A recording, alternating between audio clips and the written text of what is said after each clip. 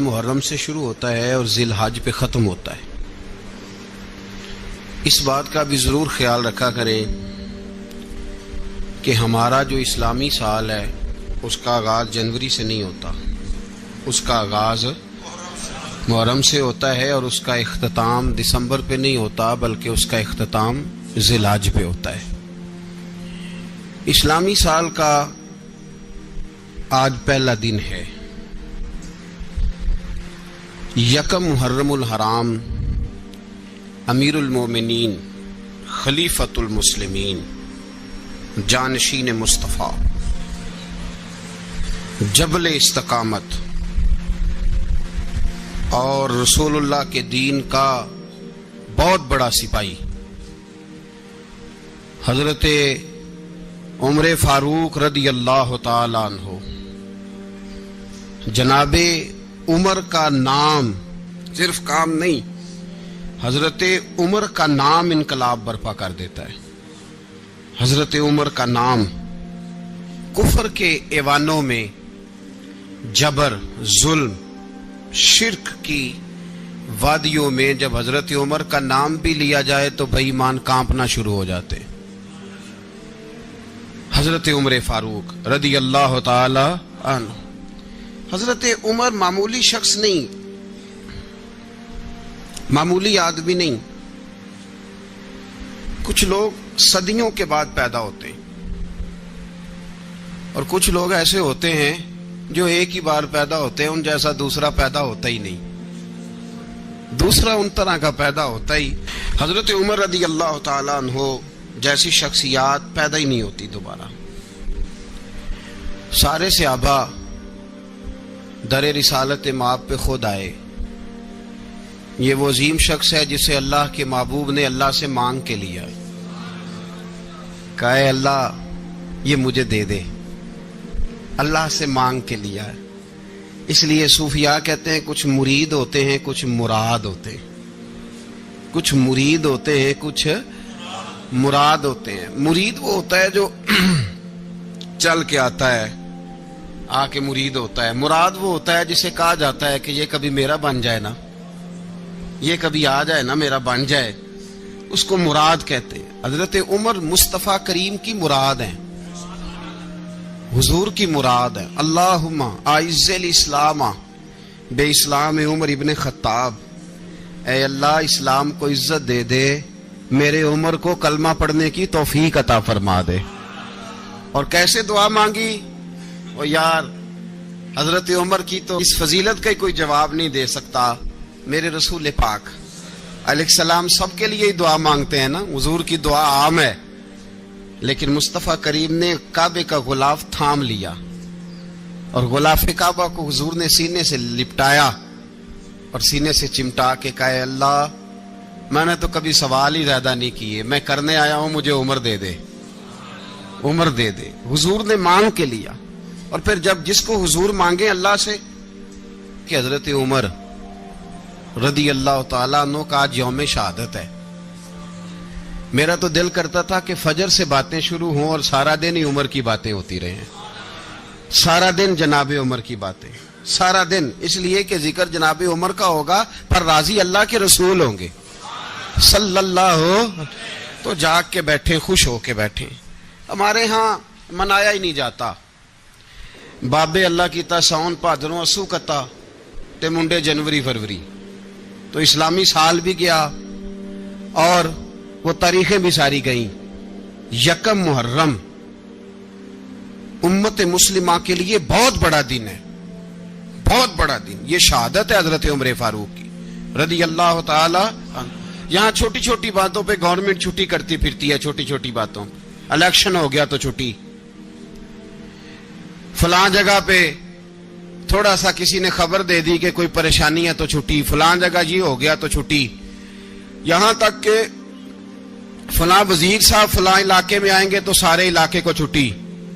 اور اب تو اس سے بڑا حال ہونے لگا ہے، اگر جن لوگوں کی سندھ میں حکومت ہے ان کے لیڈر کا دن آیا تو اس دن چھٹی، اور جن کی پنجاب میں حکومت ہے ان کا دن آیا تو چھٹی۔ ہمارا مطالبہ ہے حکومت پاکستان سے، اگر سر اٹھا کے جینا چاہتے ہو تو یکم محرم کو چھٹی کیا کرو، اگر سر اٹھا کے جینا چاہتے ہو تو یکم محرم کو چھٹی کرو جناب عمر کے دن، اور ملت کے جوانوں کو بتاؤ کہ اگر عزت کی زندگی جینا چاہتے ہو تو اس طرح جیو جس طرح فاروق اعظم جی کے گئے ہیں۔ عزت اور وقار کی زندگی، جمہوریت حضرت عمر سے سیکھنی پڑے گی، حکومت کرنے کے طریقے حضرت عمر سے، رعایا کو سیکھنا پڑے گا کہ امیر کس طرح بنایا جاتا ہے اور امیر کس طرح کے ہوتے ہیں۔ یہاں لوگ ہمیں یورپ کی مثالیں دیتے ہیں، لوگ یہاں ہمیں آ کر کے امریکہ کی مثالیں، انہیں کیا پتا حکومت کیا ہوتی ہے؟ وہ کہتے ہیں جی وہ سائیکل پہ جاتا ہے ان کا حکمران۔ میں نے کہا وہ سائیکل پہ جاتا ہے؟ میرے عمر فاروق مدینے سے مکے گئے تھے تو پیدل ہی حج کرنے چلے گئے، پیدل ہی، اور جناب عمر فاروق رضی اللہ تعالیٰ عنہ عید کی نماز پڑھانے گئے، عید کی نماز عمر خطبہ عید دینے گئے۔ اور اس زمانے میں کون سا غریب ہے جو ننگے پاؤں جاتا ہو؟ کون سا غریب ہے جو مسجد ننگے پاؤں جاتا ہو؟ لوگوں نے تو 3 قسم کی چپلیں رکھی ہوئی ہیں، ایک مسجد جانے کی علیحدہ ہے، گھر پہننے کی علیحدہ ہے، شادی بیاہ پہ جانے کی چپل علیحدہ ہے۔ حضرت عمر فاروق رضی اللہ تعالیٰ عنہ نکلے عید کا خطبہ دینے کے لیے تو بیوی سے کہنے لگے جوتا، اس نے کہا صاحب اتنی دفعہ ٹوٹا ہے اب گانٹھا نہیں جا سکتا، اتنی دفعہ ٹوٹا ہے کہ اب دوبارہ پیمند نہیں لگ سکتے۔ تو حضرت عمر کہنے لگے چل کوئی حرج نہیں ہے، بغیر جوتے کے ننگے پیر ہی چلتے ہیں، کوئی حرج نہیں۔ تو کہنے لگے لوگ کیا کہیں گے؟ فرمایا چپ کر، لوگ جس دن عمر نے یہ دیکھ لیا نا لوگ اس کے بارے میں کیا کہتے ہیں، اس دن عمر نہیں رہے گا۔ تو کہا پھر آپ کا نظریہ کیا ہے؟ فرمایا میرا نظریہ یہ ہے کہ رب رسول میرے بارے میں کیا کہتے ہیں، لوگوں کا کیا ہے؟ لوگ کل کسی کے بارے میں کچھ کہتے ہیں اور پرسوں کچھ کہتے ہیں، میرا نظریہ یہ ہے کہ رب رسول میرے بارے میں ننگے پیر عمر جا رہے ہیں۔ کون جی؟ میں بڑا ماڑا۔ اچھا جناب کیا غربت ہے؟ 10 قسم کے جوڑے لٹکے ہوئے ہیں کمرے میں اور پہننے کی فرصت نہیں، سویرے کیا پہننا ہے، شام کیا پہننا ہے، 15 سوٹ کٹھے استری ہو کے لانڈری والا بھیج رہا ہے، اور تو غریب ہے، تو بہت بڑا غریب ہے۔ اس لیے کہ غربت پیسوں کی وجہ سے نہیں ہوتی، غربت تو دل کی ہوتی ہے۔ تو واقعی بڑا غریب ہے اور تو غریب ہی رہے گا۔ امیر تو عمر فاروق تھے جو ننگے پاؤں چلے گئے عید کی نماز پڑھانے، تو رستے میں جو ملا کہنے لگا عمر جوتا تو پہن لو۔ فرمایا تمہیں عمر کا جوتا نہ پہننے کا نقص تو نظر آیا ہے، کوئی حرج نہیں، اگر عمر کو کبھی بتانا ہوا تو وہ والا نقص بتانا جو عمر کی سیرت میں پیدا ہو، کردار میں پیدا ہو، وہ والا نقص بتانا، یہ چھوڑو جوتے آتے جاتے رہتے۔ ننگے پاؤں گئے، پاؤں دھوئے، نماز پڑھائی، لوٹ آئے۔ او بھائی یہاں تو ہمارا بناؤ سنگار اترنا، جتنی توجہ کپڑوں کی طرف ہے اتنی توجہ کبھی ہماری علم کی طرف ہوتی نا، جتنا ذوق شوق ہمارا بناؤ سنگار کی جانب ہے، اتنا بناؤ سنگار کبھی ہمارا اخلاقیات کی جانب ہوتا تو معاملات بڑی حد تک سنورے ہوئے ہوتے۔ حضرت سیدنا فاروق اعظم رضی اللہ تعالی اپنی زندگی کو ترتیب دیا، ایک دن بھی خلافت نہیں مانگی اللہ سے۔ حضرت عوف بن مالک اشجعی ایک صحابی ہیں، حضرت عوف بن مالک رضی اللہ تعالیٰ عنہ فرماتے ہیں کہ جناب ابو بکر صدیق کا زمانہ تھا تو میں نے خواب دیکھا، میں نے خواب میں جناب عمر کو دیکھا، اور میں نے دیکھا کہ کوئی کہنے والا کہہ رہا ہے کہ عمر وہ ہے کہ اللہ کے رستے میں کوئی اسے جتنا مرضی برا بھلا کہے یہ پرواہ نہیں کرتا۔ کس کے رستے میں؟ بولے سارے۔ اس کا مطلب ہے اللہ کے رستے میں لوگ برا بھلا بھی، قرآن مجید نے کہا وَلَا يَخَافُونَ لَوْمَةَ لَائِمٍ، کچھ لوگ ایسے ہیں جو برا بھلا کہنے والوں کی پرواہ نہیں کرتے۔ آپ یقین کریں اگر پرواہ شروع ہو جائے نا تو دین کا کام ختم ہو جائے، نہ کوئی تقریر کرے، نہ کوئی تدریس کرے، نہ کوئی پیری مریدی کرے، ختم ہو جائے اگر باتوں کی پرواہ ہو۔ لیکن وہ پرواہ، حضرت عوف بن مالک اشجعی کہتے ہیں میں نے خواب میں دیکھا کہ عمر وہ ہے جو کسی کی پرواہ، اور دوسری بات میں نے یہ دیکھی کہ عمر خلیفہ بنے گا، اور تیسری بات میں نے خواب میں یہ دیکھی کہ عمر شہید بھی کیا جائے گا، عمر شہید بھی ہوگا۔ یہ میں نے 3 باتیں خواب میں دیکھی۔ فرماتے ہیں میں نے آ کے خواب حضرت ابو بکر صدیق کو سنائی، وہ خلیفہ تھے، وہ کہنے لگے ٹھہر جا میں عمر کو بلاتا ہوں، اس کے سامنے دوبارہ سنانا، اس کے سامنے۔ فرماتے ہیں میں نے بلایا، حضرت عمر فاروق کو آ کے بیٹھے, خواب شروع ہوا. کہا ایک بات تو میں نے یہ دیکھی کہ آپ ملامت کرنے والے کی پرواہ نہیں کرتے. دوسرا, آپ خلیفہ بنے گے. جناب عمر کہنے لگے چپ کر, ابو بکر کے سامنے ہی کہہ رہا ہے, چپ کر, خلیفہ کے سامنے ہی کہہ رہا ہے.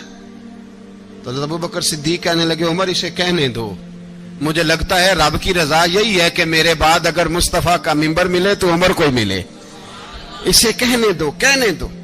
یار یہاں تو لوگ ڈینگے مارتے ہیں, یہاں تو لوگ دعوے کرتے ہیں, میرے سامنے فلانے کو بھی بٹھاؤ, فلانے کو بھی بٹھاؤ, اس کو کیا پتا, اس کو کیا پتا, یہ تو بڑکے مارنے کا دور ہے. حضرت عمر رضی اللہ تعالیٰ عنہ کو تیسری بات کہی. حضرت عوف بن مالک نے کہا آپ شہید کیے جائیں گے, میں نے خواب دیکھی ہے. نیک لوگوں کے خواب بڑی حد تک سچے ہوتے ہیں.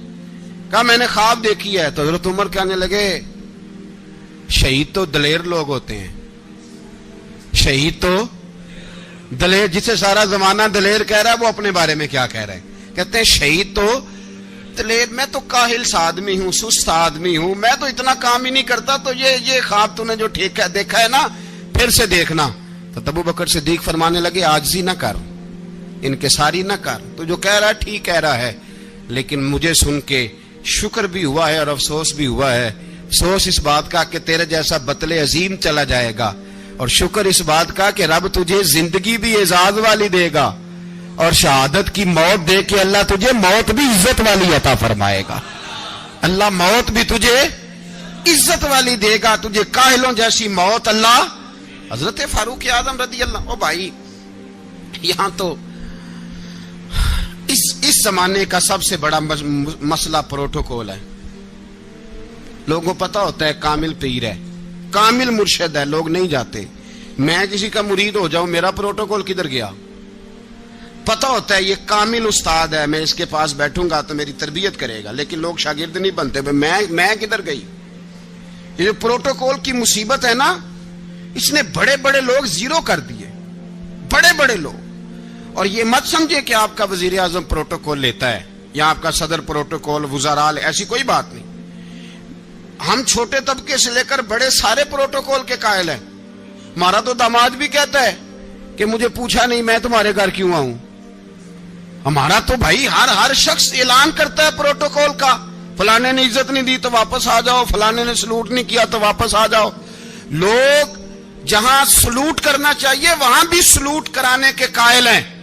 پر حضرت عمر رضی اللہ تعالی, حضرت عمر کی سادگی اور پھر جناب عمر کی عاجزی, جب انسان اپنے اوپر سوار کر لیتا ہے نا, سوار کر لیتا ہے, میں بدکار پرانا خادم, کسے در ملی نی ٹوئی, تے واصف یار نے نظر جو کیتی تے واصف ہی ہو. میں اکثر سوچتا ہوں حضور نے جہاں بھی کہا نا, فرمایا میرے بعد نبی ہوتے تو خطاب کے بیٹے عمر ہوتے. حضور نے فرمایا عمر جس رستے سے جاتا ہے شیطان وہ رستہ بدل جاتا ہے. نبی پاک صلی اللہ علیہ وسلم نے فرمایا میرا عمر وہ ہے کہ اس کی زبان پر حق جاری ہے. حضور علیہ الصلوۃ والسلام نے فرمایا 950 سال حضرت جبریل میرے عمر کی شان بیان کریں تو ان کی عظمت ختم نہیں ہوتی. 950 سال جبریل عظمت بیان کرے تو ختم نہیں ہوتی. یہ بات ہے حضرت عمر کی. اور فرمایا عمر ابو بکر کی نیکیوں میں سے ایک نیکی ہے, یہ شان ہے اب عمر فاروق رضی اللہ تعالیٰ عنہ کی. حضور نے فرمایا میرے بعد نبی ہوتے تو عمر ہوتے, جس گلی سے عمر آئے شیطان رستہ بدل جائے. میرے عمر فاروق کی شان 950 سال بیان ہو تو ختم نہ ہو. عمر کی زبان پر اللہ حق بیان کرتا ہے, جو عمر کہتا ہے وہی رب کر دیتا ہے. حضور ساری زندگی فضیلتیں بیان کرتے رہے, عمر جواب میں کیا کہتے ہیں؟ کوئی بتائے نا کہ یہ والی حدیثیں کبھی عمر نے بھی روایت کی ہوں کہ حضور نے میرے بارے میں یہ کہا ہے. یہ روایتیں وہ روایت نہیں کرتے. ان سے جب لوگ کہتے عمر تیری بڑی بات ہے تو عمر رو پڑتے, کہتے میں تو اونٹ چرانے والے باپ کا بیٹا ہوں, میں تو اونٹ چرانے والے باپ کا بیٹا, اونٹ چرا. اس سے آگے عمر گئے ہی نہیں ساری زندگی, اس سے آگے لفظ ہی نہیں ادا کی. اور میں تو بھائی اونٹ چرانے والا, میرا باپ تو اونٹ چرایا کرتا تھا, 10 اونٹ تھے, میری ڈیوٹی ہوتی تھی, سنبھالے نہیں جاتے تھے, ابا ڈنڈوں سے مارتا تھا. ساری زندگی عمر حج کرنے گئے, ایک خشک تنا کھجور کا عمر فاروق رضی اللہ تعالیٰ عنہ نے اس کو اپنے کلاوے میں لیا، رونے لگے۔ لوگوں نے کہا عمر کیا ہوا؟ فرمانے لگے یہاں میں اونٹ چرایا کرتا تھا، یہاں میں اونٹ چراتا تھا، 10 اونٹ سنبھالے نہیں جاتے تھے۔ دیکھو رسول اللہ کی شان، آج ساری امت چلانے کا طریقہ عطا فرما دیا ہے، ساری نظریے سے پیار۔ یار پیسہ کس کو برا لگتا ہے؟ آپ جس آدمی کی 50 کروڑ کی پراپرٹی ہے اس کو پوچھیں سب سے غریب، آپ کو وہی نظر آئے گا۔ وہ کہے گا میں ٹائٹ ہوں، حالات بڑے۔ میں کئی باری پوچھے انہوں نے، میں کہتا ترجمہ بھی 10 چھڑوں کی، ہمیں تو سمجھ نہیں آتی، اور ٹائٹ حالات کون سے ہوتے ہیں جی؟ جس آدمی کا کروڑوں میں کاروبار ہے نا، اس کو آپ چھیڑے وہ رونے لگ جائے گا، رونے۔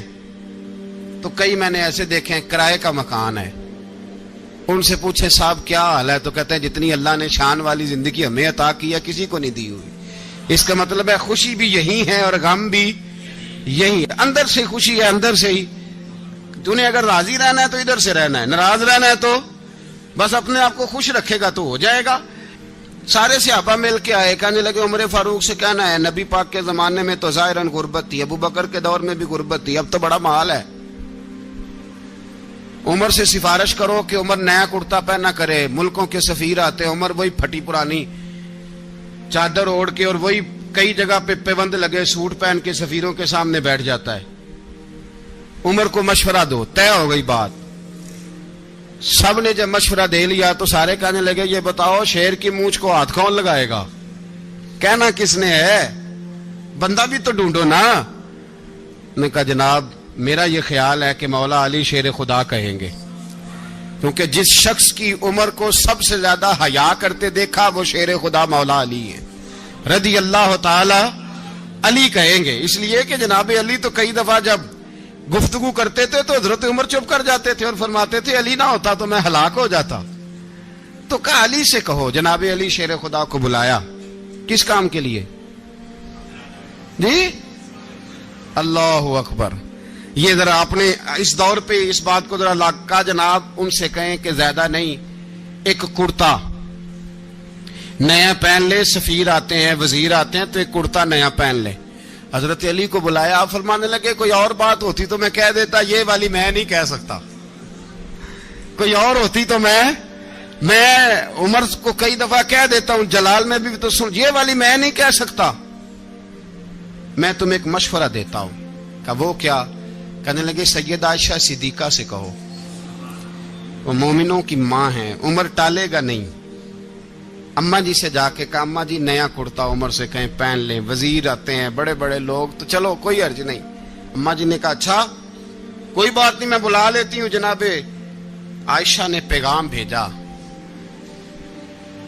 جب خادم نے کہا نا مصطفیٰ کے گھر سے پیغام آیا ہے تو 20 لوگ بیٹھے تھے، عمر کانپتے ہوئے اٹھے، کانپتے دوڑے۔ حضرت عائشہ پردے میں تھی تو فرماتی ہیں عمر اتحیات کی حالت میں بیٹھ گئے۔ کہا اماں جی دیر تو نہیں ہو گئی مجھے آنے میں؟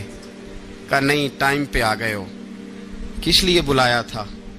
کہا عمر دیکھو غربت کے معاملات اور ہوتے ہیں، جب اللہ آسانی دے تو کوئی چیز استعمال کرنا حرام نہیں ہوتی، اگر حرام ہے تو بتاؤ۔ کہا نہیں اماں جی حلال ہی ہے۔ تو فرمایا پھر اتنے سفیر آتے ہیں مشیر آتے ہیں، اب تو مال غنیمت بڑا آتا ہے، ڈھیر لگ جاتے ہیں مسجد میں، تو چل ایک نیا کرتا تم بھی پہن لیا کرو، اور آپ نیا کرتا پہنو گے تو دھاک بیٹھے گی غیروں پر، تو صحابہ کا مشورہ ہے کہ آپ نیا لباس پہنے۔ اماں جی کہتی ہے میں نے حکم دیا تو عمر چپ کر گئے، گردن جھک گئی۔ تھوڑی دیر کے بعد سیدنا عمر فاروق نے سر اٹھایا تو داڑھی پہ آنسو گر رہے تھے، رو پڑے، کہنے لگے پاک محبوب کی پاک بیوی جیسے حکم کرتی ہو میں حاضر ہوں، پر مجھے وہ والا لباس پہنانا جو میرے مصطفیٰ نے پسند فرمایا ہے، اگر یہ رنگ رسول پاک کا ہے تو میں حاضر ہوں، اور اگر نبی پاک کا نہیں تو پھر جیسے آپ حکم کریں۔ جناب عائشہ کہتے ہیں عمر روئے تو میں زیادہ روئی، میرا پلو بھیگ گیا آنسوؤں سے۔ میں نے کہا عمر آپ جائیے۔ عمر یوں نکلے تو جو صحابہ کھڑے تھے وہ کونے میں تھے، سارے آ گئے۔ کہا اماں جی کیا بناؤ؟ فرمایا بھائی تم سب جو باتیں کہتے ہو وہ اپنی جگہ ٹھیک ہیں، پر عمر جو بات کرتا ہے وہ سب سے زیادہ ٹھیک ہے۔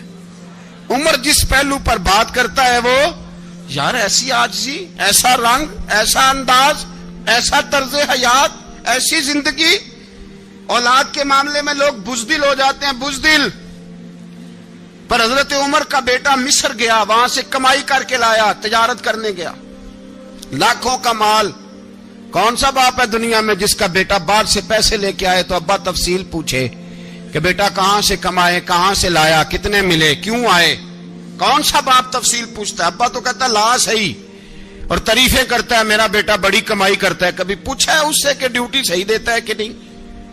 کبھی پوچھا ہے کہ تو ایمانداری کی روزی لاتا ہے کہ حرام کی کماتا ہے؟ یہ باپ کی ذمہ داری ہے، یہ اماں کی ذمہ داری ہے. پھر کہتا ہے بیماری کیسے آ گئی، پریشانی کیسے آ گئی؟ تو نے کبھی سوال کیا اپنی اولاد سے؟ حضرت عمر فاروق رضی اللہ تعالیٰ عنہ کا بیٹا مصر سے پیسے کما کے لایا تو جناب عمر نے بلایا، فرمایا بیٹے اتنی تو تیرے پاس راس ہی نہیں تھی، تھوڑے سے تو پیسے لے کے گیا تھا، اتنی کمائی کیسے ہو گئی؟ اتنے تو پیسے نہیں تھے صاحب، کہاں سے کمائی لائے؟ اس نے کہا ابا جی وہ جو میرے چچا ہے نا مصر کے گورنر، آپ کے دوست، انہوں نے میری مدد کی ہے. فرمایا جتنے لوگ گئے تھے سب کی ہے مدد اس نے؟ کہا نہیں صرف میری کی. فرمایا تیری کیوں کی؟ تیری کیوں کی؟ کہا حضور آپ کے دوست ہیں. فرمایا چپ کر، حضور انہوں نے مجھے اتنے پیسے دیے، میں نے کاروبار میں ڈالے تو نفع آیا تو میں ان کی رقم دے کے. فرمایا خاموش ہو جا، باقی جتنے لوگ گئے تھے سب کی مدد کی اس نے؟ کہا نہیں حضور صرف میری کی. فرمایا اس نے تیری مدد نہیں کی، اس نے خلیفہ کے بیٹے کی مدد کی، اس لیے کہ وہ خلیفہ کو اپنے حق میں نرم کر سکے. فرمایا آدھا مال تیرا ہے، آدھا مال غنیمت کا ہے، مال خزانہ کا ہے، مسلمانوں کا ہے، اس لیے کہ تو جو وہاں سے مال کما کے لایا ہے وہ اپنے باپ کے خلیفہ ہونے کی وجہ سے کما کے لایا ہے، لہذا رکھ ادھر. یہاں کہتے ہیں کدھر سے آیا، کیسے آیا، کون سا حساب دیں، کیا کریں؟ او بھائی حضرت عمر رضی اللہ تعالیٰ عنہ کا اپنی اولاد کے بارے میں یہ رنگ ہے. ایک جنگ سے نا خوشبو آئی، خوشبو بڑی مہنگی ہوتی تھی، عرب میں خوشبو آج بھی بڑی مہنگی ہے، وہ زیادہ استعمال کرتے ہیں. میری باتوں کی سمجھ آ رہی ہے میرے بھائیوں؟ بڑی مہنگی خوشبو تھی.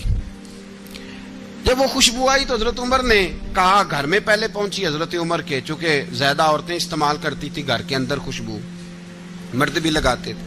حضرت عمر نے اپنی بیوی سے کہا، آپ کی زوجہ تو تھی وہ بڑی خوشبو کو پسند کرتی تھی. حضرت عمر نے اپنی زوجہ سے کہا کہ خوشبو لاؤ، میں نے ایک عورت کی ڈیوٹی لگائی ہے، وہ خوشبو تول تول کے نا تو بھائیسا برابر صحابہ میں بانٹ دے گی.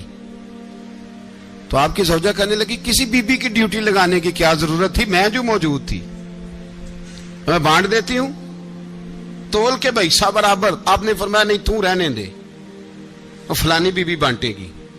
کہا حضور میں نے بھی بانٹنی ہے، میرے پہ کچھ حق ہے؟ آپ نے فرمایا نہیں تو تفصیل نہ پوچھ، تو خوشبو دے دے، کوئی اور بانٹے گی. خاتون خانہ تھی نا، کہنے لگی نہیں مجھے بھی آج آپ کو بتانا ہی پڑے گا کہ کوئی جو بانٹ سکتی ہے تو میں کیوں نہیں بانٹ سکتی؟ زوجہ کہتی عمر نے بات کی تو میری چیخیں نکل گئی. حضرت عمر فرمانے لگے جب تو خوشبو بانٹے گی نا تیرے ہاتھوں کو بھی لگے گی، تیرے دوپٹوں کو بھی لگ جائے گی. اگر رب کریم نے مجھ سے سوال پوچھا کہ عمر خوشبو تو مسلمانوں کی تھی، تیری بیوی کے دوپٹے کو کیوں لگ گئی، تو میں اللہ کے حضور کیا جواب دوں گا؟ اگر اللہ نے یہ سوال کیا کہ تیری بیوی نے کیوں لگائی، وہ تو حصہ تھا مسلمانوں کا، تو نے تیری بیوی نے کیوں لگائی؟ تو فرمایا میں نہیں چاہتا کہ اللہ کے حضور مجھے اور تجھے باز پرس ہو، لہذا کسی اور کو بانٹنے دے. زوجہ روئی اور تڑپ کے کہنے لگی عمر مجھے لگتا ہے صبح قیامت بھی تیری بیوی ہونے کی وجہ سے اللہ مجھے جنت عطا فرما دے گا، تیری زوجہ ہونے کی برکت سے. بھائی یہ معیار رکھا، خدا کی قسم ایسا شخص تاریخ میں دوبارہ نہیں آیا.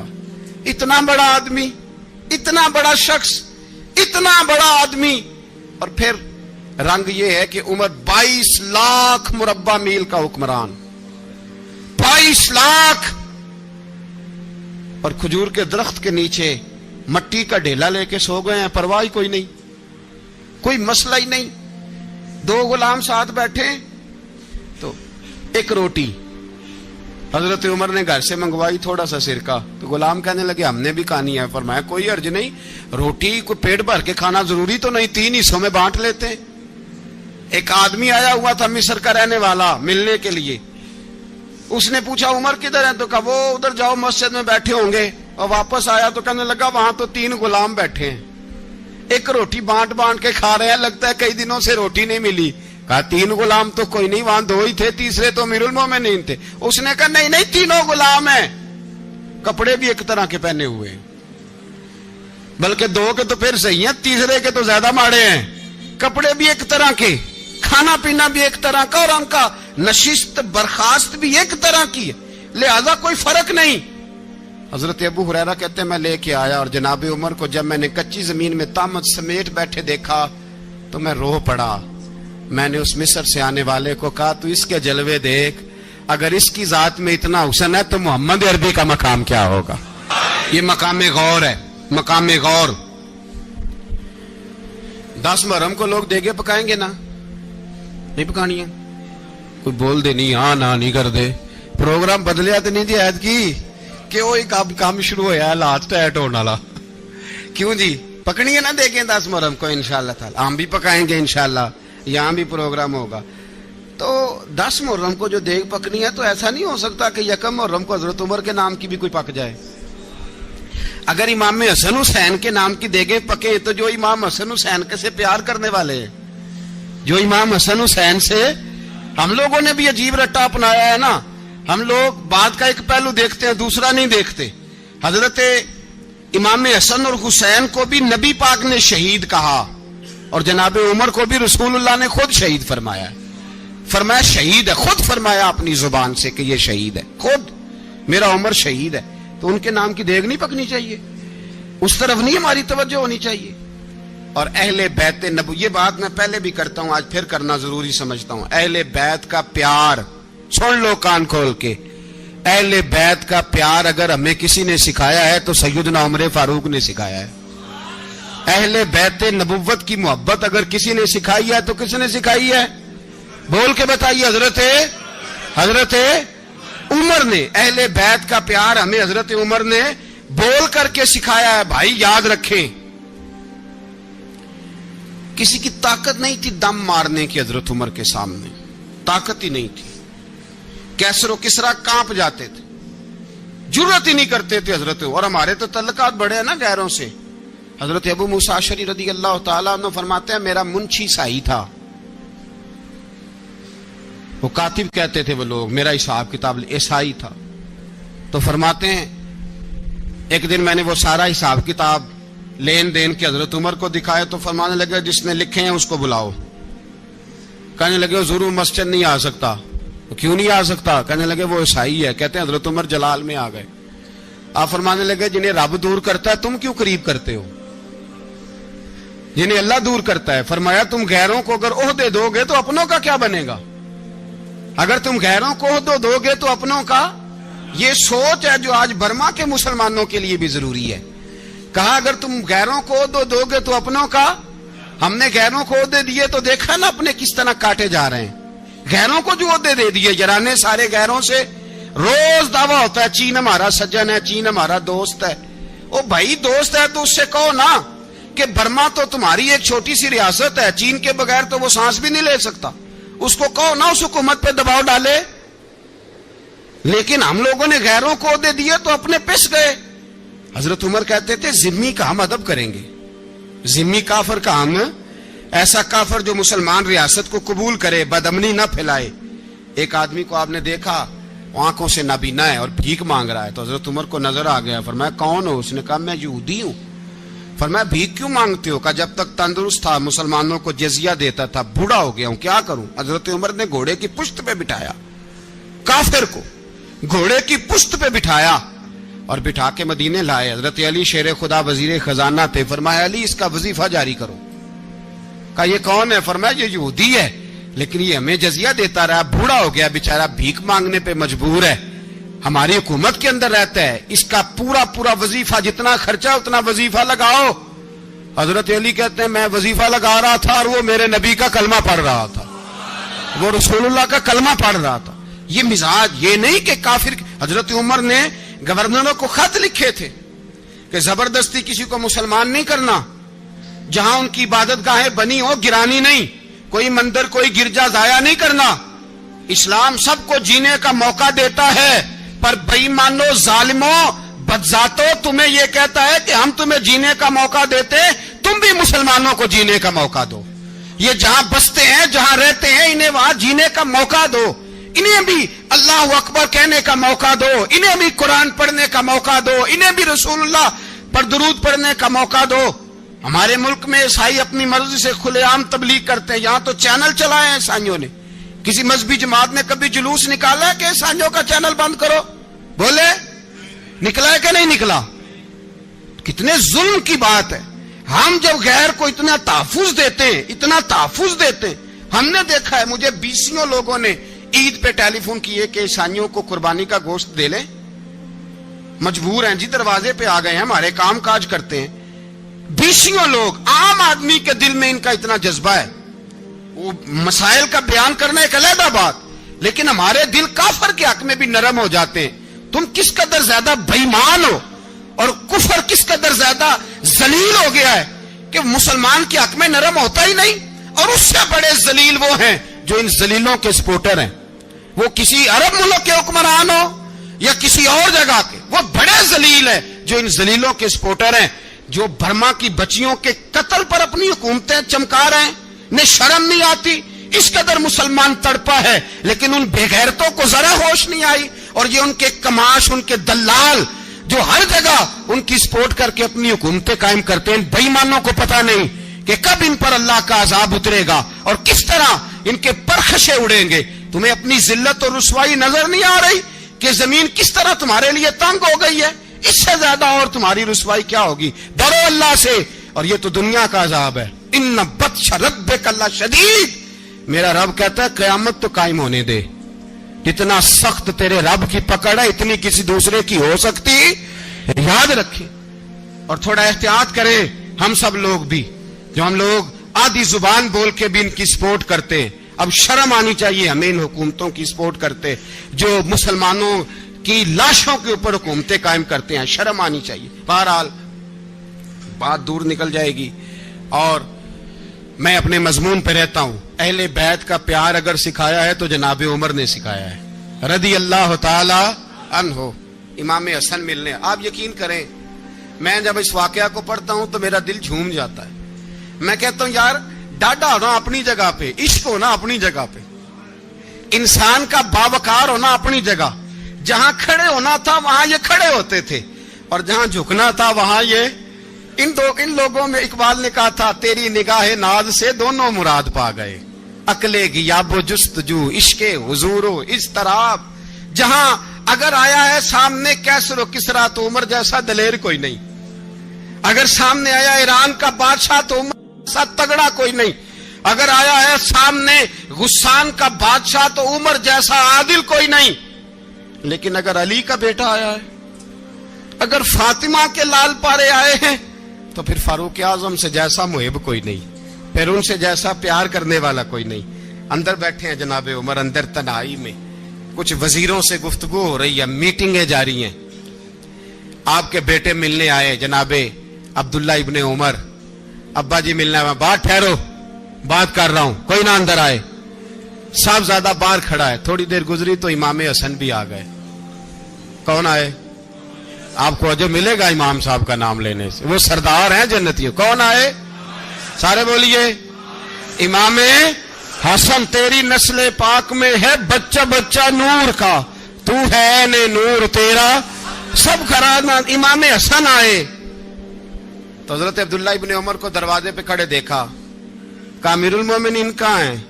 کہنے لگے حضرت عمر کے بیٹے. کہنے لگے وہ اندر بیٹھے, کچھ میٹنگ ہو رہی ہے, اور انہوں نے کہا کوئی اندر نہ آئے, لیکن آپ جانا چاہیں تو چلے جائیں. آپ جانا چاہیں تو, تیری نسل پاک میں ہے بچہ بچہ نور, آپ جانا چاہیں تو چلے جائیں. تو انہوں نے کہا جب آپ باہر کھڑے ہیں تو مجھے کوئی اتنا ضروری کام نہیں, اور ابھی زور کی نماز تھوڑی دیر میں ہوگی, میں مسجد میں مل لوں گا امیر المومنین سے. یہ بات کہہ کے امام حسن چلے گئے. یار اتنی بڑی بات نہیں تھی, اتنی بڑی بات نہیں تھی. میرے استادوں کا بیٹا بھی آئے تو کہا ٹھیک ہے جی وہ سوئے ہوئے ہیں, کوئی غرض نہیں یار میں ٹھہر کے آ جاؤں گا. کوئی بڑی بات نہیں تھی, دیکھا جائے تو بڑی بات نہیں تھی, پر بات بہت بڑی تھی اس لیے کہ یہ خالی حسن نہیں, یہ حسن ابن علی ہے. یہ حضرت فاطمہ کے لخت جگر. حضرت عمر باہر نکلے, عبداللہ ابن عمر سے پوچھا کوئی آیا تو نہیں؟ تو کہا حضور امام حسن آئے تھے. تو کہا پھر شہزادے کو اندر کیوں نہیں بھیجا؟ کہا میں نے کہا تھا. وہ کہنے لگے اگر امیر المومنین مصروف ہیں تو میں ظہر میں مل لوں گا. حضرت عمر رونے لگے, فرمایا بیٹے تو نے اچھا نہیں کیا. پھر مسجد نہیں گئے, سیدھے امام حسن کے دروازے دستک دی. امام حسن باہر آئے, کہا شہزادے آئے تھے تو ملے کیوں نہیں؟ تو امام حسن کہنے لگے حضور آپ کا اپنا بیٹا دروازے پہ کھڑا تھا, آپ کا اپنا بیٹا دروازے پہ کھڑا تھا, اور منع بھی کیا تھا آپ نے تو میں زور میں مل لیتا. حضرت امام حسن فرماتے جوش جذبات میں جناب عمر نے سر سے پگڑی اتار دی. جوش جذبات میں کہنے لگے حسن میرے بیٹے کا اور آپ کا کیا مقابلہ؟ کیا اس کی ماں کا نام فاطمہ الزہرا ہے؟ کیا اس کی نانی کا نام خدیجۃ الکبریٰ ہے؟ کیا اس کے نانے کا نام محمد مصطفیٰ ہے؟ آپ کا اور اس کا کیا مقابلہ؟ پھر رو پڑے اور کہنے لگے بیٹے میں مکے کے صحراؤں میں اونٹ چرایا کرتا تھا, یہ جو میرے سر پر عزت کے بال ہیں یہ تیرے نانے کے اگائے ہوئے. میں مکے کے خبردار شہزادے خبردار. او بھائی اہل بیت نبوت کے ادب کا رنگ اگر سکھایا ہے تو سیدنا عمر نے سکھایا ہے. حضرت عمر فاروق اتھارٹی ہے, اسلام کی اتھارٹی. یکم محرم حضرت عمر کی شہادت ہے. یہودی بول اٹھا, کافر بول اٹھا. اگر 6 مہینے عمر دنیا میں اور رہتے تو دنیا میں کوئی کافر موجود نہ ہوتا. 6 مہینے. اور جب اس بطل جلیل کا جنازہ اٹھا, اللہ بخاری پڑھیے نا, اللہم ارزقنا شہادتا فی سبیلک, اللہ بسترے کی موت نہ دینا, شہادت کی دینا. عمر شہید ہوئے, مسجد نبوی میں نماز پڑھاتے, اور جب جنازہ اٹھا تو مدینے کا پھر پیچھے جو دلیر بچے وہ مولا علی تھے. مولا علی, جناب عمر کا جنازہ اٹھا تو سب سے پہلی ہائے جو نکلی وہ حضرت علی کی زبان سے نکلی, اور حضرت علی کی ساری داڑھی آنسوؤں سے بھر گئی. لوگوں نے کہا کہ علی کیا ہوا؟ فرمانے لگے تم دیکھ نہیں رہے جنازہ کس کا اٹھا ہے, پلٹ کے دیکھو تو صحیح, تم پتہ نہیں ہے کون گیا ہے. کہ حضور کیا ہوا؟ آپ فرمانے لگے عمر اس طرح کے کام کر کے گیا ہے, اب ان کے رستوں پہ کون چلے گا؟ کون اس کے جگر راہ وفا میں؟ میں نقش ایسے چھوڑ آیا ہوں, میں جس منزل سے گزرا ہوں وہ اب تک یاد کرتی ہے. حضرت علی حضرت عمر کے جنازے پہ کھڑے ہو کے کہتے ہیں اللہ مجھے اس طرح کے عمل کرنے کی توفیق دے جس طرح کے عمر کر کے گیا. میرے بھائی بطل عزیز, بطل حریت حضرت عمر رضی اللہ تعالیٰ عنہ, جو اپنی زندگی انقلاب والی گزار کے گئے. عمر جب دنیا سے گئے تو 80 دینار کا قرضہ تھا, 22 لاکھ مربع میل کا حکمران. اور اپنے بیٹے سے کہنے لگے بیٹے کوشش کرنا تیرے خاندان والے مل کے میرا قرضہ اتار دے, میری قبر پہ بوجھ نہ رہے. اور اگر خاندان والے مدد نہ کریں تو میرے دوستوں سے بات کرنا, وہ مدد نہ کریں تو پھر علی سے بات کرنا. ان کا پیار آپس میں اتنا, اور تو اختلاف ثابت کر رہا ہے. 80 دینار کا قرضہ چھوڑ کر حضرت عمر دنیا سے گئے, اور جاتی دفعہ کہہ گئے میرے بعد میرے بچوں کو حکومت کے مشورے میں بھی شامل نہ کرنا, حکومت کے مشورے میں بھی میری اولاد شامل نہ ہو. اتنا بڑا شخص اتنا بڑا رنگ دے کے یکم محرم کو جب عمر فاروق کا وصال ہوا تو بیٹے سے کہنے لگے اماں عائشہ سے جا کے کہو میرا بھی نبی پاک کے روزے میں دفن ہونے کو دل کرتا ہے. ایک قبر کی جگہ ہے اماں جی نے اپنے لیے رکھی ہے, بخاری ہے بخاری. حضرت عائشہ کے پاس صاحبزادے گئے, کہنے لگے اماں جی عمر کو زخم لگ گیا ہے, حالت بڑی پریشانی والی ہے. وہ کہتے ہیں اگر اماں اجازت دیں. سید عائشہ رو پڑی, فرمانے لگی کہ اپنی قبر کی جگہ تو نہیں نہ کسی کو دیتا, پر عمر نے کمال ہی بڑا کیا. اسے کہو جاؤ گنبد خضرا میں قیامت تک جو مصطفیٰ پہ اور ابو بکر پہ سلام پڑھے گا وہ تجھ پہ بھی سلام پڑھ کے جائے گا. جاؤ میں نے جگہ دی. اعلیٰ حضرت فاضل بریلوی رحمت اللہ علیہ فرماتے ہیں وہ عمر جس کے آداب شیدہ شکر, اس خدا دوست حضرت پہ لاکھوں سلام, اس خدا دوست حضرت پہ. آپ یقین کریں منبر پہ بیٹھا ہوں، حضرت عمر کا جب نام لیتا ہوں تو میرے وجود کے رونگٹے کھڑے ہو جاتے ہیں۔ حضرت عمر کی زندگی جب پڑھتا ہوں تو لگتا ہے خدایا ایسے شخص بھی دنیا میں آئے، ایسے لوگ۔ عزیز دوستو، بزرگوں اور بھائیوں، امیر المومنین، خلیفۃ المسلمین، مراد مصطفیٰ صلی اللہ تعالی علیہ وسلم، حضرت سیدنا عمر فاروق رضی اللہ تعالیٰ عنہ کو 26 ذی الحج کو زخم لگا تھا، قاتلانہ حملہ آپ پر کیا گیا تھا، اور 1 محرم الحرام کو اسلام کے اس بطل جلیل، اس قائد، اس لیڈر اور دنیا اسلام پر اپنی سیرت کے انمٹ نقوش چھوڑنے والے اس خوبصورت انسان نے دنیا سے پردہ فرمایا۔ حضرت عمر فاروق رضی اللہ تعالیٰ عنہ ان لوگوں میں سے ہیں جو ابن الوقت نہیں ہوتے، ابو الوقت ہوتے، جو وقت کے مطابق نہیں بدلتے بلکہ وقت کو اپنے مطابق بدل دیا کرتے ہیں۔ یہ وہ لوگ تھے کہ دین ان کا اوڑھنا بچھونا تھا، ان کا چلنا پھرنا دین تھا، ان کا ہنسنا اور رونا دین تھا۔ انہیں علم الیقین سے لے کر عین الیقین تک ایک خاص مقام اللہ نے عطا کر دیا تھا، تو بس پھر یہ سمجھ گئے تھے کہ دین ہی زندگی ہے، دین ہی روح ہے، اور دین ہی ہماری اصل ہے۔ نبی کریم صلی اللہ تعالیٰ علیہ وسلم نے فرمایا کہ میں نے خواب دیکھا ہے، کچھ لوگوں کو میں نے قمیضیں پہنے ہوئے دیکھا، کچھ کی قمیضیں ناف تک تھیں، کچھ کی پیٹ تک تھیں، اور کچھ کی گھٹنوں تک تھیں۔ عمر میں نے تمہیں بھی دیکھا ہے، تمہاری قمیض تو پیروں سے ٹکرا رہی تھی۔ تو حضرت عمر کہنے لگے حضور خواب کوئی دیکھتا ہے، تعبیر کوئی بتاتا ہے، پر یہاں کمال یہ ہے کہ خواب بھی آپ نے بتایا ہے، تعبیر بھی آپ ہی بتائیں گے۔ حضور پھر بتا دیں اس خواب کی تعبیر کیا ہے؟ تو حضور نے فرمایا تعبیر یہ ہے کہ کسی کا دین ناف تک، کسی کا گھٹنوں تک، کسی کا پیٹ تک، اور عمر تو سارا ہی دین میں لپٹا ہوا ہے، تو سارا ہی دیندار ہے، سارا ہی۔ حضرت عمر فاروق رضی اللہ تعالیٰ عنہ آئیڈیل ہیں، ایک ہیرو ہیں۔ ان کی زندگی کے درجنوں پہلو ہیں، ہر سال ہم ایک پہلو بیان کر دیتے ہیں، کبھی عدل و انصاف پہ بات کر لیتے ہیں، کبھی نظام حکومت پر۔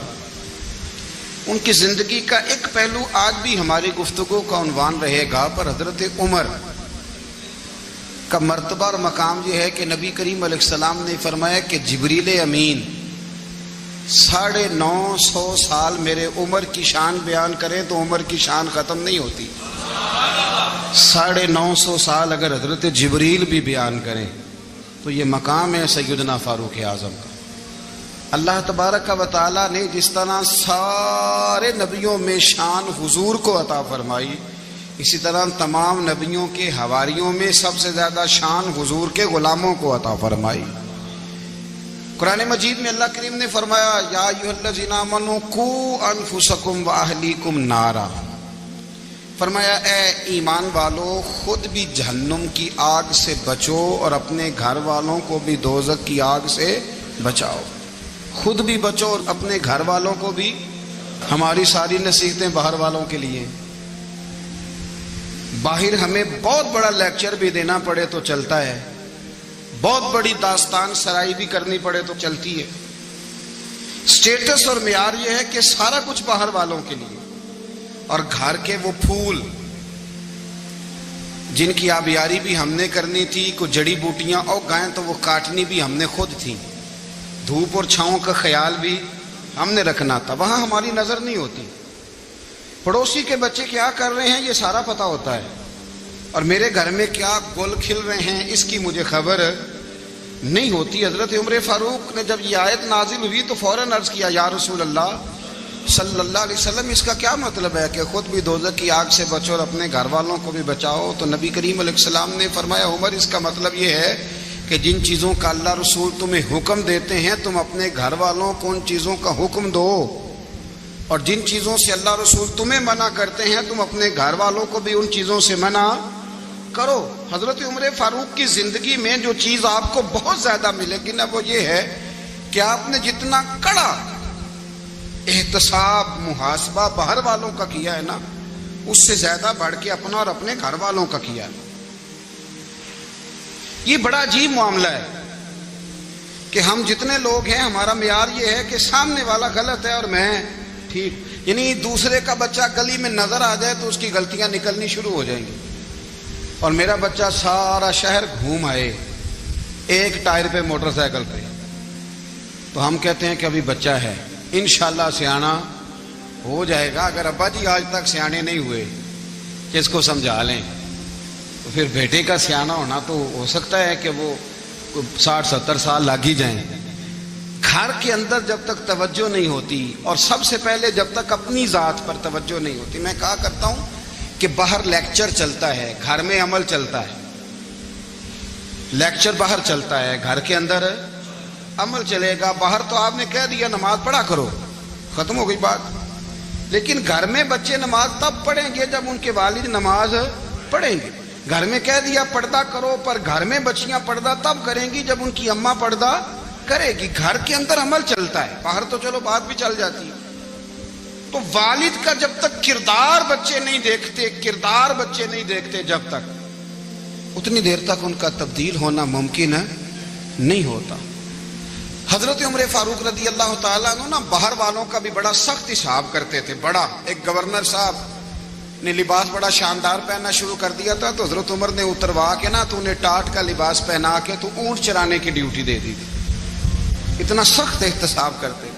کسائی کی دکان پر بھی 1-2 گھنٹے کھڑے ہوتے تھے۔ جو آدمی مسلسل 2 دن گوشت خریدتا تھا نا فرماتے تھے اس کا ٹیکس بڑھا دو، لوگوں کو دال نہیں مل رہی اور یہ روز گوشت کھاتا ہے۔ حضرت فاروق اعظم اس کو جزیہ کہا جاتا تھا یا کچھ اور معاملات ہوتے تو بڑھا دیتے تھے۔ مسلسل جو 2 دن آدمی گوشت کھاتا تھا فرماتے تھے مدینے میں غربت ہے، اگر یہ والا نظام تم کرو گے تو غریب لوگ کس کی طرف دیکھیں گے۔ لیکن اس سے زیادہ بڑھ کر جو ان کی زندگی کا معیار اور سٹیٹس تھا وہ یہ تھا کہ اپنے گھر کا خاص خیال رکھتے، خاص توجہ کرتے۔ ملک شام سے اور ایران سے کچھ لوگ آپ کی خدمت میں آئے تو وہاں سے کچھ کنیزیں بھی آئیں ان کے بادشاہ کا پیغام لے کے۔ شاہ ایران کی کنیز کو ملکہ نے کہا کہ نا حضرت عمر کی زوجہ کو دیکھ کے آنا ذرا کس طرح کی ہے۔ ہمارے ملک میں کیا کہتے ہیں خاتون اول، باقی سارے دونوں میں خاتون اول، ذرا خاتون اول کو دیکھ کے آنا۔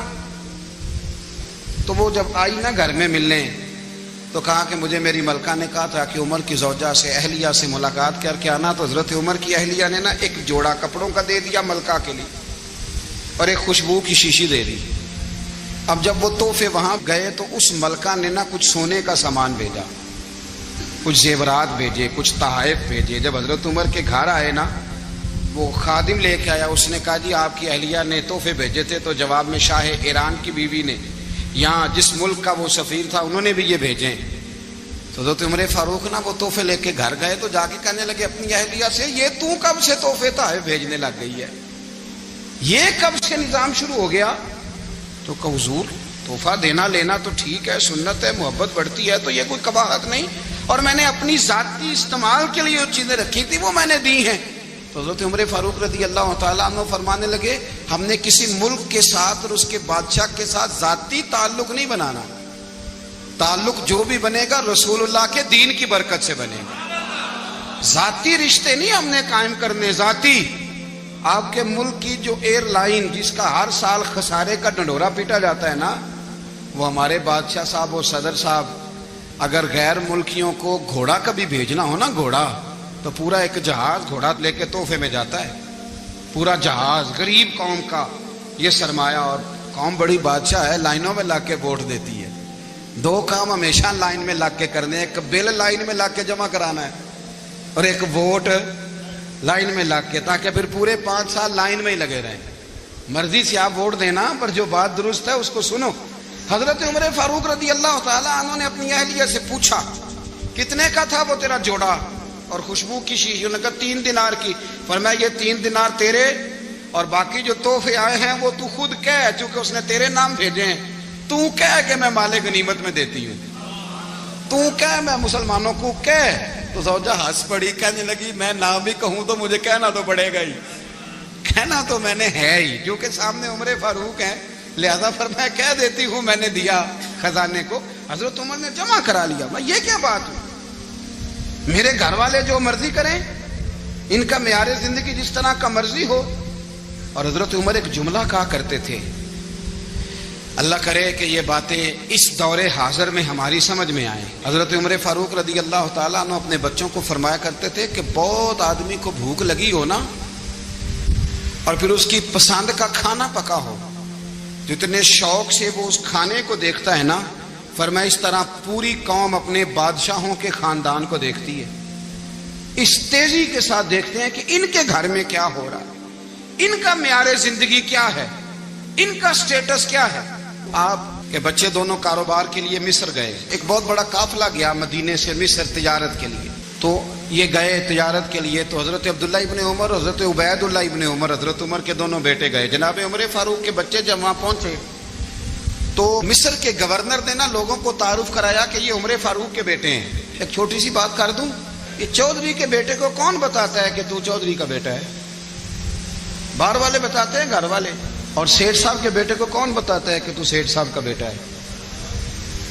اور مالک کو کون بتاتا ہے کہ تو مالک کا بیٹا ہے اور یہ کرایہ دار ہے؟ یہ کون بتاتا ہے؟ یہ سوچ ہم دیتے ہیں بچوں کو، چودھری اور کمی کی سوچ، امیر اور غریب کی سوچ، مالک اور کرایہ دار کی سوچ، گھر کے مالک کی اور کام کرنے والے کی سوچ، یہ ہم دیتے ہیں۔ یاد رکھنا، یہ ہم دیتے ہیں، یہ ہمارا مزاج ہے، یہ باہر سے نہیں آتی۔ تو کوئی شہزادہ ہے، تو سیٹھ ہے، تو نواب ہے، یہ سوچ باہر سے نہیں آتی، یہ اماں سوچ دیتی ہے، اماں، یہ ابا سوچ دیتا ہے۔ اور پھر جب تباہی اترتی ہے تو اس کے ذمہ دار بھی باہر والے نہیں ہوتے، گھر والے ہوتے ہیں، گھر والے۔ ہمارے بچوں کی طبیعتوں پر زیادہ نقش باہر والوں کا نہیں ہوتا، گھر والوں کا ہوتا ہے، یاد رکھیے گا۔ حضرت عمر فاروق رضی اللہ، بچے ہیں، شہزادے ہیں، وہ کاروبار کرنے گئے اور وہاں بتایا گورنر صاحب نے کہ یہ فاروق اعظم کے بچے، امیر المومنین کے۔ لوگوں نے ان سے زیادہ مال خریدا، تجارت میں زیادہ نفع ہوا۔ ظاہر ہے کہ وہ آپ کے جو اللہ خیر کرے حکمران ہیں، ان کے کاروبار کتنے ملکوں میں ہیں، کس بنیاد پر ہیں؟ وہ صرف اس بنیاد پر کہ وہ حکمران رہے، ان کے لیے آسان تھا بڑے لوگوں سے تعلقات بنانا۔ حضرت عمر فاروق رضی اللہ تعالیٰ عنہ کے بچے ڈھیروں مال کما کے جب واپس آئے نا، تو حضرت عمر سے آ کے بچوں نے بطور محبت کا، ابا جی اللہ نے بڑا ہی فضل کیا ہے، بڑا مال کمایا الحمدللہ، یہ دیکھیں کتنا نوازا ہے۔ تو حضرت عمر کہنے لگے سارے قافلے نے اتنا ہی کمایا ہے؟ سارے قافلے نے اتنا ہی کمایا ہے؟ تو حضور نہیں، سارے قافلے نے اتنا نہیں کمایا، سب کو اتنا نہیں ملا۔ وہ تو وہاں گورنر صاحب نے لوگوں کو تعارف کرایا تھا کہ یہ عمر کے بچے ہیں، تو لوگوں نے پھر ہم سے بڑا ہی خریدا۔ تو حضرت عمر فرمانے لگے ٹھیک ہو گیا، میں بات سمجھ گیا، اس طرح کرو، جو تمہاری اصل زر تھی نا، جو راز تھی، وہ رکھ لو، اور باقی سارا مال خزانہ میں جمع کرا دو، اس لیے کہ یہ تم نے تجارت نہیں کی، یہ تم نے اپنے باپ کا نام بیچا ہے، یہ تم نے امیر المومنین کے بیٹے ہونے کا فائدہ اٹھایا ہے۔ فرمایا یہ تمہارا نہیں حق، یہ مسلمانوں کا ہے، اس لیے کہ یہ مال تم نے محنت سے نہیں کمایا، یہ باپ کی کرسی کا فائدہ اٹھایا ہے۔ اور فرمایا اگر تم نے مال جمع نہ کرایا تو میں مال بھی لے لوں گا زبردستی اور کوڑے بھی ماروں گا، ڈبل سزا دوں گا، مرضی سے جمع کراؤ گے تو کوڑوں سے بچ جاؤ گے۔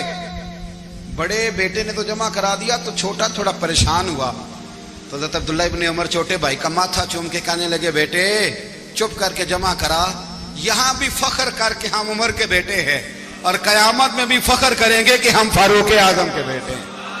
یہاں بھی ناز کریں گے اور وہاں بھی ناز کریں گے کہ عمر کے بچے ہیں۔ ہمارے باپ نے خود بھی حلال ہی کھایا ہے، اور جب ہماری کمانے کی باری آئی ہے تو ہمیں حکم بھی حلال کھانے کا دیا۔ بھائی ہمارا مزاج دے، بچہ جب لے کے آتا ہے 2 لاکھ روپیہ تو کبھی پوچھے کہاں سے آیا ہے؟ جب وہ پہلے دن غلط دوستوں کے پاس جا کے بیٹھتا ہے تو کبھی نکالا ہے گھر سے اسے؟ یہ بہت سارے خمیازے ہمیں اس لیے بھگتنے پڑتے ہیں کہ ہم ابتدا میں سوراخ بند نہیں کرتے. جب اس میں شگاف پڑ جاتا ہے, سیلاب آتا ہے, تو ہمیں ہوش آتی ہے. حضرت عمر نے اپنے گھر میں نگرانی رکھی, کڑی نگرانی. زیادہ نماز گھر میں پڑھتے تھے حضرت عمر, نفلی نمازیں زیادہ کیوں بلا. میرے اساتذہ مجھے حکم دیتے تھے کہ فرض نماز کے علاوہ نمازیں گھر میں پڑھنا, بچوں کو عادت پڑے گی, ذوق پیدا ہوگا, ان کو پتہ چلے گا کہ ہمارے گھر میں 5 وقت کوئی اور کام بھی ہوتا ہے. بھائی یاد رکھیں کہ آپ نے اگر سجدہ کرنا ہے تو بچہ لیٹ جائے گا, اسے پتہ کوئی نہیں سجدہ کیا ہے. لیکن جب گھر میں کبھی قرآن ابا جی کھول لیں نا, میں اکثر کہتا ہوں جب ابا جی کا موڈ بن جائے نا لیکچر دینے کا, وہ گھر میں شروع ہو جاتے ہیں, کہتے ہیں آپ لوگ نماز نہیں پڑھتے اس لیے میرے کاروبار میں برکت کوئی نہیں, تم سویرے قرآن پاک نہیں کھولتے تو میں تباہ ہو گیا. تو میاں آپ نے کب گھر میں قرآن پاک کھولا تھا؟ آپ نے کب نماز پڑھی؟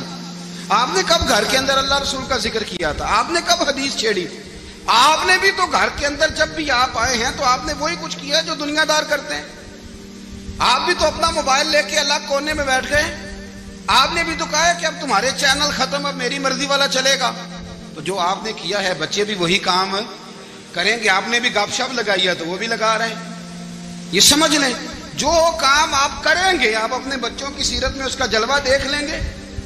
بڑی پکی سی بات ہے کہ آپ کو بچے کی عادتیں دیکھ کے سمجھ آ جائے گی کہ میں بھی یہی کرتا تھا اور یہ بھی. حضرت عمر فاروق رضی اللہ تعالیٰ عنہ وصال فرما گئے, تو آپ کے وصال کے بعد حضرت عثمان غنی رضی اللہ تعالیٰ عنہ نے آپ کی ایک بیوہ سے نکاح کیا, حضرت عمر کی ایک بیوہ سے. جب وہ آپ کے نکاح میں آئی تو کہنے لگی حضرت عثمان غنی سے کہ حضور نہ تو میں خوبصورت ہوں اور نہ میں جوان ہوں, نہ آپ کی کوئی خدمت کر سکتی ہوں, میرے ساتھ نکاح کرنا سمجھ میں نہیں آیا. کیا شاندار جواب دیا حضرت عثمان غنی نے, کیا خوبصورت جواب دیا.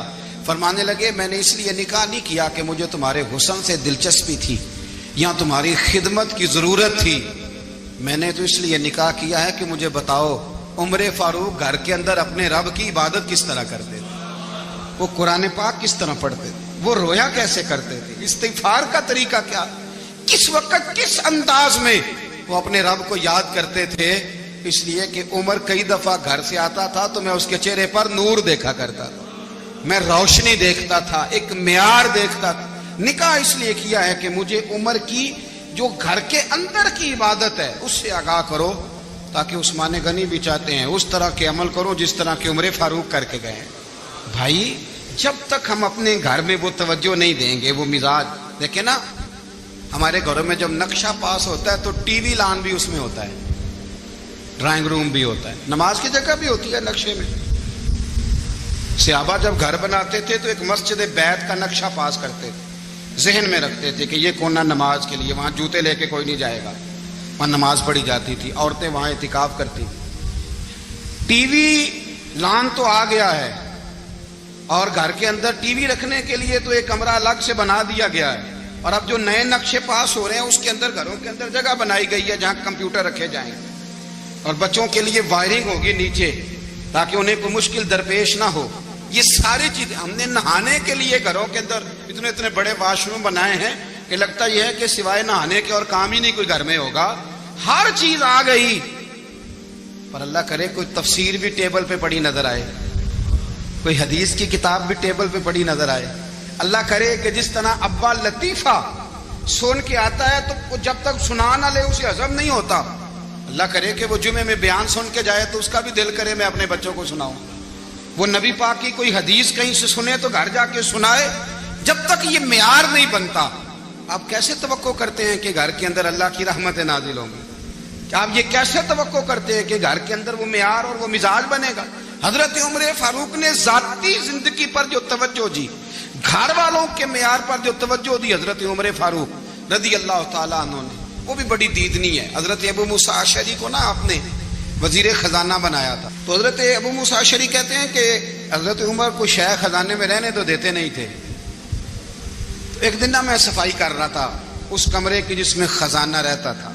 ہمارے تو ملک میں جو جاتا ہے وہ صفائی کر کے ہی جاتا ہے, اللہ خیر کرے. اور خیر معیار بدلتا ہے, جو پچھلی حکومت ہوتی ہے وہ قرضہ اٹھاتی ہے, وہ باہر سے جاتی ہے تو قرضہ لے کے آتی ہے, اور جو نہیں آتی ہے وہ کہتی ہے ہمیں پیکج مل گیا ہے. وہ قرضہ نہیں اٹھاتے, ان کو کیا ملتا ہے, یعنی پچھلی نے قرضہ لیا تھا اور ہم نے, واہ جی واہ کیا خوبصورت انداز ہے, اس کا نام بدل کے نا انہوں نے قرضہ لیا تھا اور ہم نے، میں کہا بڑے شاندار سیانے بندے ہو گئی. حضرت سیدنا ابو موسیٰ اشعری کہتے ہیں کہ میں نے نا مال غنیمت کی صفائی کی تو 1 دینار مجھے نا کہیں پڑا ہوا مل گیا. تو فرماتے ہمیں اجازت ہوتی تھی کہ 1 دینار ہم اپنی مرضی سے کہیں خرچ کر سکتے تھے. اگر آپ ناراض نہ ہوں تو ہمارے ہاں جب چیئرمین صاحب، ناظم صاحب ٹھیکے دیتے ہیں تو ٹھیکیدار ان کا چھوٹا بھائی ہوتا ہے یا چچا کا بیٹا ہوتا ہے یا خالہ کا بیٹا ہوتا ہے. وہ خود ناظم ہوتے ہیں اور ان کا چھوٹا بھائی ٹھیکیدار ہوتا ہے. یعنی وہ نا سارا کچھ گھر کے اندر ہی رہتا ہے. گھر کے اندر ایک پیسہ دیتا ہے، دوسرا واپس اس کو واپس کر دیتا ہے. گھر کے اندر ہی. اب تو خیر ہمارے لوگ سمجھدار ہو گئے. ایک بندہ ایک سیاسی جماعت میں ہوتا ہے، دوسرا دوسری میں، اور تیسرا جس کی بھی حکومت آئی، حکومت تو ہماری رہے گی نا. ایک بندہ تو ہے نا اس جماعت. یہ اچھا لوگوں نے ایک طریقہ نکالا ہے. تو حضرت عمر کے بیٹا گزر رہا تھا تو حضرت ابو موسیٰ اشعری کہتے ہیں میں نے صفائی کی تو 1 دینار نکلا. تو میں نے وہ 1 دینار نا حضرت عمر کے بیٹے کو دے دیا. میں نے کہا لو بیٹا اپنے چچا کی طرف سے تحفہ. تو گھر جا کے انہوں نے حضرت عمر کو بتایا کہ چچا نے پیسے دیے ہیں. چھوٹے بچے تھے. حضرت عمر نے حضرت ابو موسیٰ اشعری کو بلا لیا اور بلا کے فرمانے لگے میں تو تمہیں اپنا دوست جانتا تھا اور تو نے میری اولاد کو ہی دنیا دار بنانا شروع کر دیا. میرے بچوں کو ہی تم نے دنیا دار پیسوں پہ لگانا شروع کر دیا. میں تو تمہیں یار سمجھتا تھا.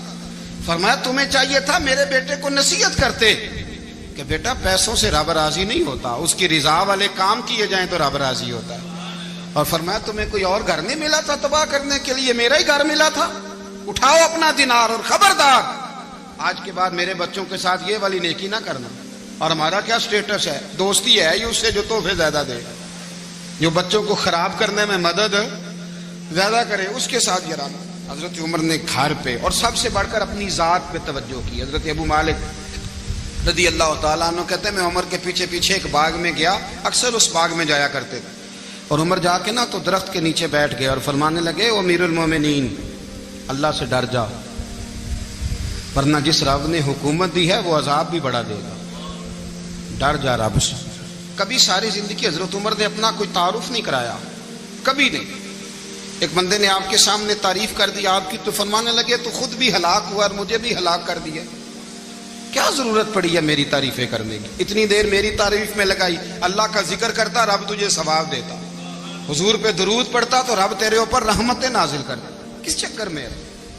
آج جتنا اچھی کوئی خوشامد کرے اتنی اچھی وزارت ملتی ہے، جتنی اچھی اس کو جو ہے وہ چاپلوسی کرنی آیا درجہ بھی اسے اتنا ہی اچھا ملتا ہے. حضرت عمر فاروق رضی اللہ تعالیٰ عنہ آپ کے بیٹے کہتے ہیں، صاحب فتوح الشام نے لکھا ہے، آپ کے صاحبزادے کہتے ہیں میں نکلا تو میرے ابا جی نا اپنی پشت پر مشکیزہ رکھ کے کنویں سے پانی بھر کے آ رہے.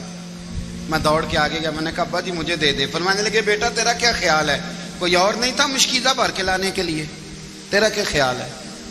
کہا ابا جی بڑے لوگ تھے پر آپ کیوں اٹھا رہے ہیں؟ فرمانے لگے نفس نا ذرا میرا بڑا ہو گیا تھا، اسے ذرا ذلیل کر رہا ہوں، ذرا اپنا محاسبہ کر رہا ہوں. یہ مجھے کہہ رہا تھا تو بڑی چیز ہے تو میں نا ابھی مشکیزہ گھر رکھ کے آؤں گا، پھر تیری ماں نے مجھے کہا ہے کہ گھر میں لکڑیاں کوئی نہیں جلانے کے لیے، پھر میں جنگل سے لکڑیاں کاٹ کے لاؤں گا. امیر المومنین بن کے نا تو میرا نفس تھوڑا بڑا ہو گیا.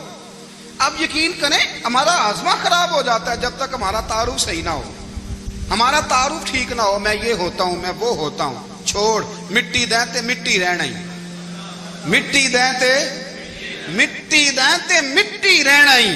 ایویں کادی بلے بلے اج مٹی دے اتے بندیا تے کل مٹی دے تھلے.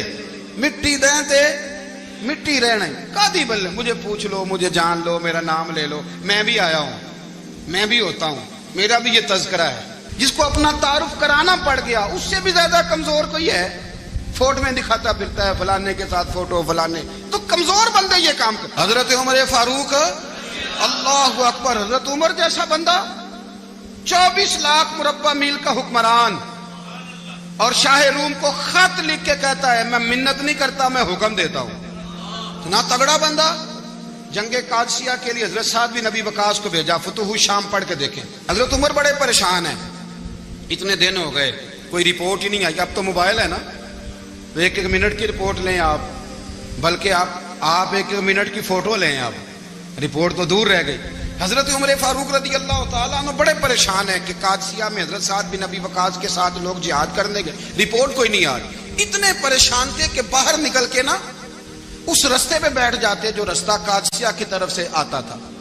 جو بھی آتا جاتا پوچھتے جنگ کے کیا حالات ہیں. ادھر جب اللہ نے فتح دے دی نا تو حضرت سعد بن ابی وقاص رضی اللہ تعالیٰ عنہ نے نا ایک قاصد کو خط دے کے بھیجا. کہنے لگے عمر کے پاس جاؤ، انہیں اطلاع دو کہ الحمدللہ اللہ نے اسلام کو فتح عطا کر دی. یہ حضرت عمر کو جا کے دینا.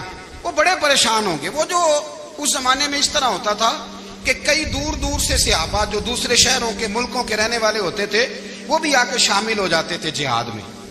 کوئی ایک دفعہ مدینے آیا، کوئی 2 دفعہ آیا، پھر اپنے اپنے علاقوں میں. بہت سارے لوگوں نے زیادہ دفعہ حضرت عمر کو دیکھا بھی نہیں تھا. وہ جو قاصد خط لے کے آیا تھا نا اس نے 1 دفعہ دیکھا تھا. حضرت عمر بوڑھے ہو گئے، وہ پہچانتا نہیں تھا. ادھر سے وہ خط لے کے آ گیا. حضرت عمر مدینے سے باہر نکل کے اس روڈ پہ بیٹھے تھے جو قادسیہ سے آتا تھا.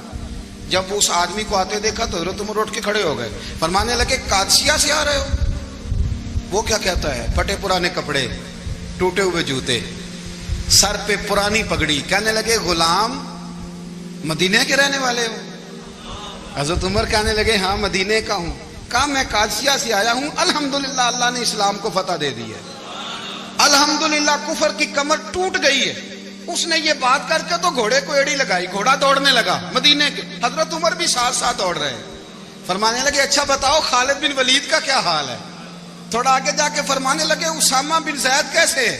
وہ کہتے ہیں ٹھیک ہے. پھر اس نے اور گھوڑا. عمر ساتھ ساتھ دوڑ رہے ہیں، ساتھ ساتھ.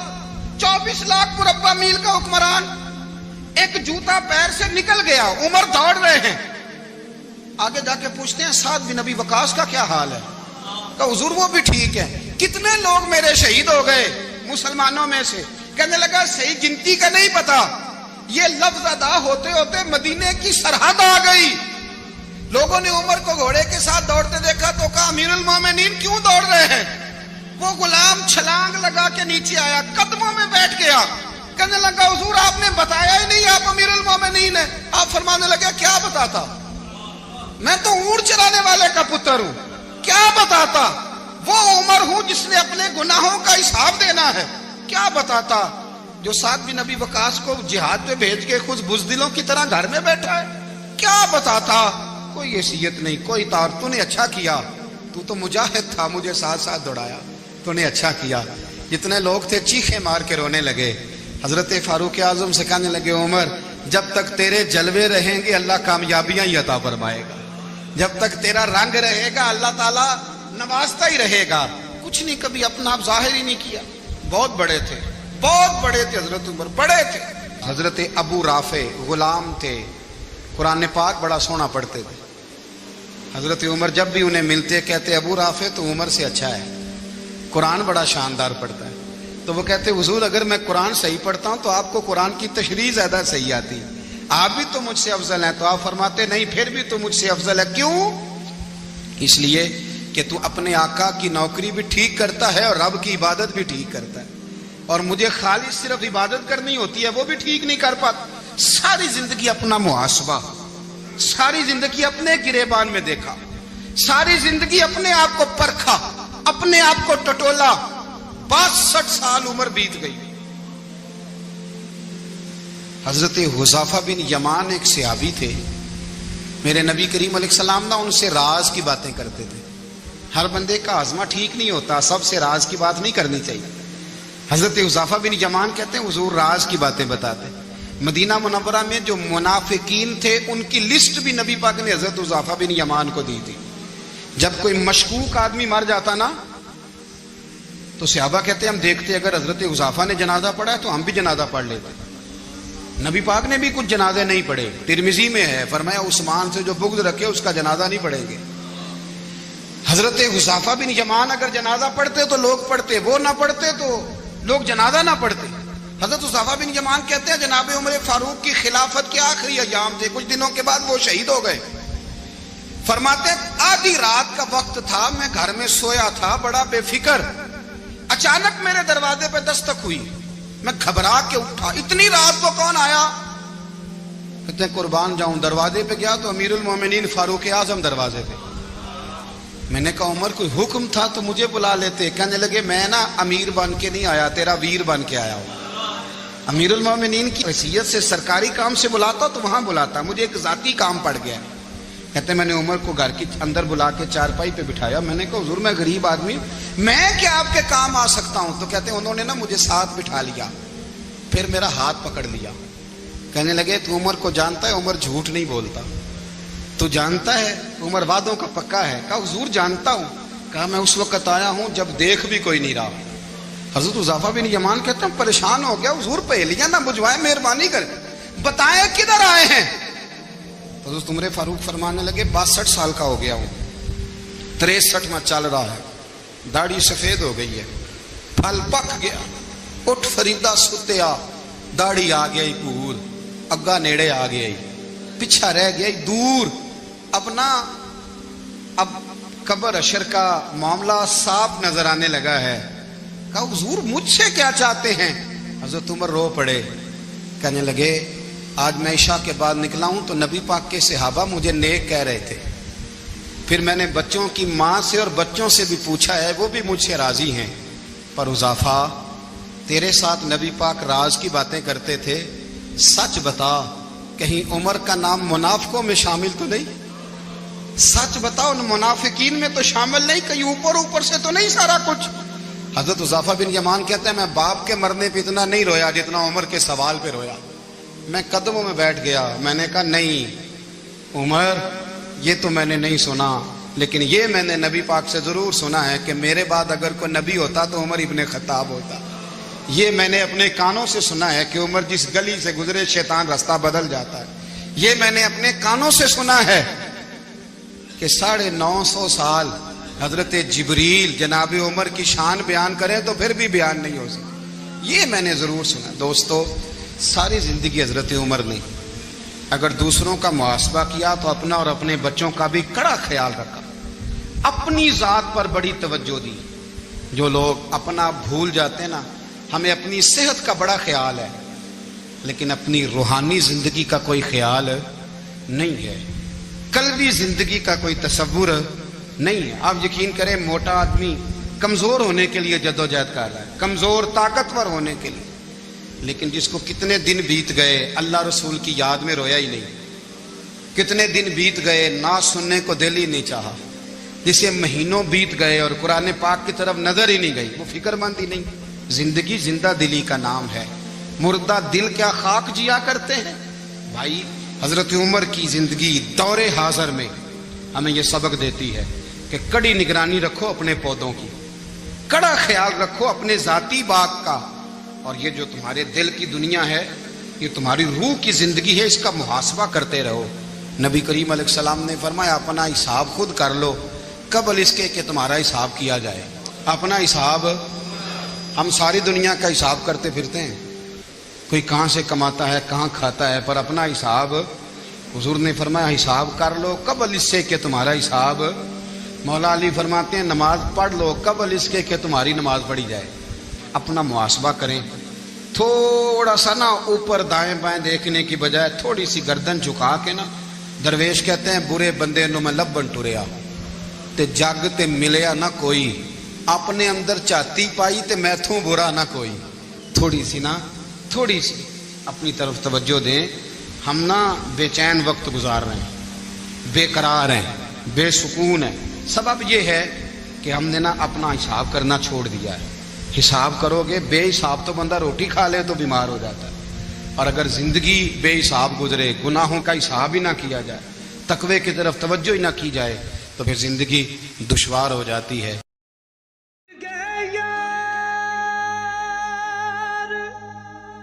جدائیاں والے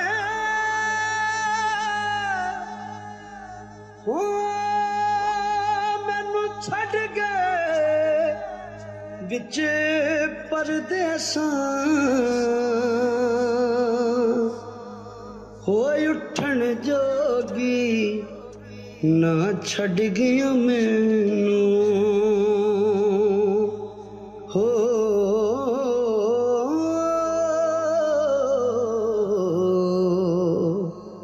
بیٹھی ہنجواں ہار ਪਰੋਂ